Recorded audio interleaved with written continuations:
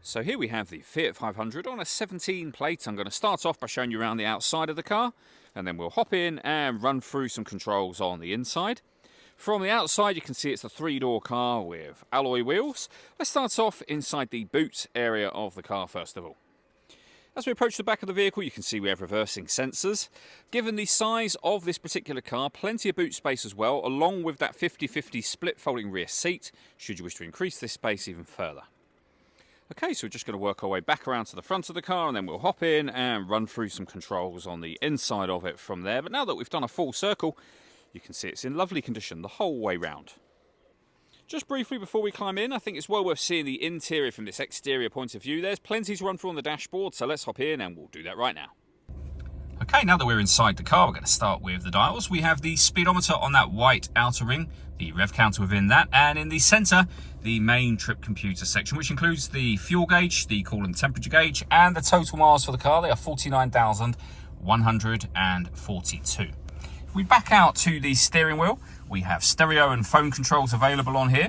The phone controls can only be used once you pair the phone up to the vehicle, which is done over on the central touchscreen. We have a few physical buttons, as you can see, for example, phone, and then you can pair your phone from there. When it comes to the radio, we have FM, DAB, and AM radio as well.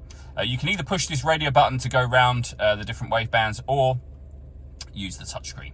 Press the media button to listen to your own music. Nothing is connected at the moment, although there are a few ways of listening to music: USB input, auxiliary input, and you can stream your music wirelessly via Bluetooth audio as well. Working our way down from that, we can turn the city power steering on, so it makes the power steering extra light, hazard warning lights, front and rear fog lights, and then our air conditioning. You can adjust the temperature, the fan speed. You can determine whether you're bringing in fresh air from outside the car or recirculating the air that's in it. You can determine what direction you'd like the air to be distributed in. And when you're happy with those settings, your air conditioning is off at the moment. Pushing this in and that light coming on will indicate that the air conditioning is on, and of course push it in again to turn it off. We can turn off our traction control, our stop and start, our rear heated screen.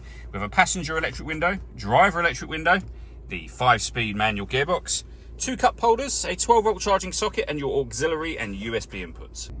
Last thing I wanted to mention is this glass roof. So you have a sunblind that will open manually. The glass itself is fixed in position here, but as you can see, it lets in a lot of extra light to the cabin area. All that leaves me to say is thank you for taking the time to watch this video. If you'd like to come and see the car in person and have a test drive, please feel free to give us a call here at Surrey Specialist Cars. We'd love to hear from you soon.